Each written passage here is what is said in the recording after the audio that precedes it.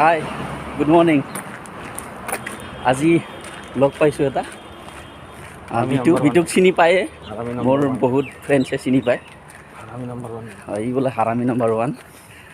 তো আজি আমি বহুত লং ডিষ্টেঞ্চ যাব ওলাইছোঁ, হয়নে?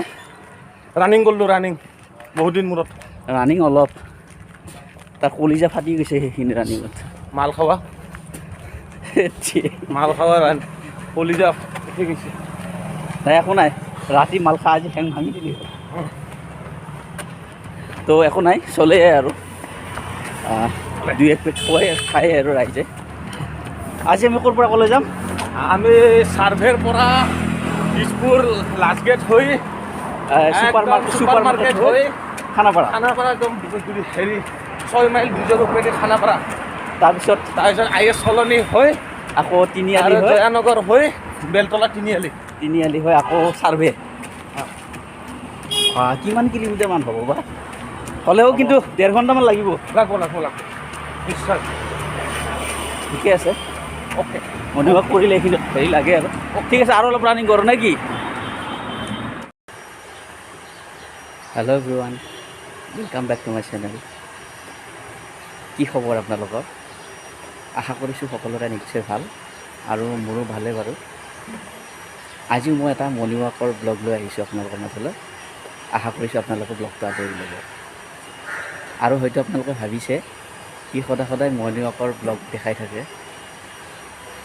তো মৰ্ণিং ৱাকৰ ব্লগ দেখুওৱাৰ এটাই উদ্দেশ্য মোৰ, মানে মোক দেখি বা মোৰ ব্লগ দেখি আৰু দুজনে এনেকুৱা মৰ্ণিং ৱাক কৰিবলৈ বা স্বাস্থ্যৰ প্ৰতি যত্ন ল'বলৈ ইনস্পায়াৰ হওক, এইটোৱে উদ্দেশ্য। আৰু যদি আমি এক্সাৰচাইজ নকৰোঁ তেনেহ'লে সদায় এলেহুৱা হৈ যাম আৰু বেমাৰী হৈ যাম। তো স্বাস্থ্যই পৰম ধন বুলি সকলোৱে কয়। তো সেইকাৰণে ময়ো যিমান পাৰোঁ ডিউটিৰ মাজতো মানে সদায় 1 ঘণ্টা এটা নিজক দিবৰ কাৰণে বহুত কোচিছ কৰোঁ, আৰু প্ৰায় ৰাতিপুৱা এনেকৈ ওলাই যাওঁ, খোজকাঢ়োঁ আৰু এক্সাৰচাইজ কৰোঁ। তো সেইখিনি আপোনালোকক অলপ দেখাই থাকোঁ। আৰু গোটেই এক্সাৰচাইজৰ ভিডিঅ'টো কৰা নহয়, কাৰণ অকলেই যোৱা হয় প্ৰায়, তো কেমেৰামেন নাথাকে। কিন্তু আজি মোৰ লগত গৈছে মোৰ লগৰীয়া বিটু। তো অলপ সিও এক্সাৰচাইজ কৰা দেখাই দিছোঁ। তো ব্লগটো চাই থাককচোন আপোনালোকে, কেনে পায় জনাবচোন ধুনীয়া এটা কমেণ্ট কৰি। এতিয়া চাই লওক, টাইম হৈ গ'ল 6:15। আমি 6টাত ওলাইছিলোঁ। তো গৈ থাকোঁ ইমানখিনি পাৰোঁ। ই ৰানিং কৰি পূৰা ভাগৰি গৈছে। এটা প্ৰথম দিন আহিছোঁতো, হাৰ মানাত নহয়। হাৰ নামানিবি, ধৰিব লাগিব। ঝুকে গান এই চালা 10-20 মিনিটমান হ'ল, ল'ৰা ভাগৰি একেবাৰে ঘামি জামি কিবা হৈ গ'ল। হ'লে এনেকুৱা হ'ব লাগে না, পূৰা কষ্ট হ'ব লাগে। আৰু এক্সাৰচাইজ হ'ব খানাপাৰা ফিল্ডৰ ওচৰত না। আমি আহি 6 মাইল ব্ৰিজ পাই গ'লে। এইখন হ'ল গুৱাহাটী মহানগৰী, কোন কাৰ লগৰী?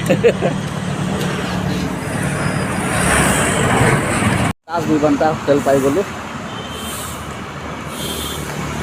ইয়াৰ ভিতৰত ডিউটি মাৰি গৈছে না তই?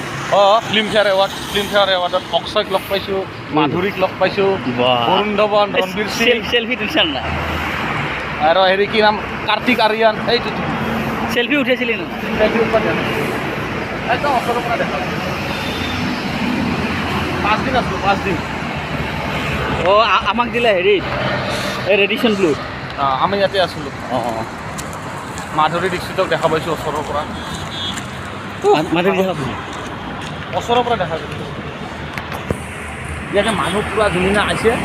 যেতিয়া মানে ফিল্মফেয়াৰ যেতিয়া মানে প্ৰগ্ৰেম আছিল সৰু যায়, সন্ধিয়া ইয়াতে পূৰা মানুহ ভৰ্তি পূৰা।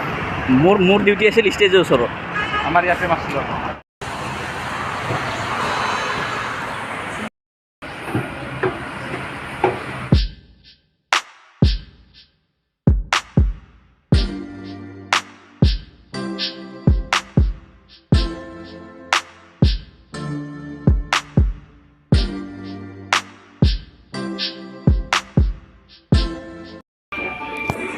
দে আৰম্ভ কৰ এক্সাৰচাইজ।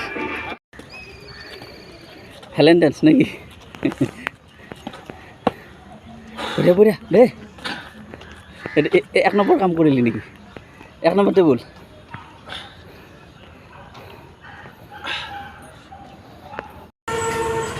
মৰ্ণিং ৱাক কৰিব আহি চাহপাত বস্তু হয় কি কি চাহ খাবি কড়ক চাই কড়ক কড়ক এনেকৈ চাহ চাহ চাহ দিলে না চাহ বনাই আছে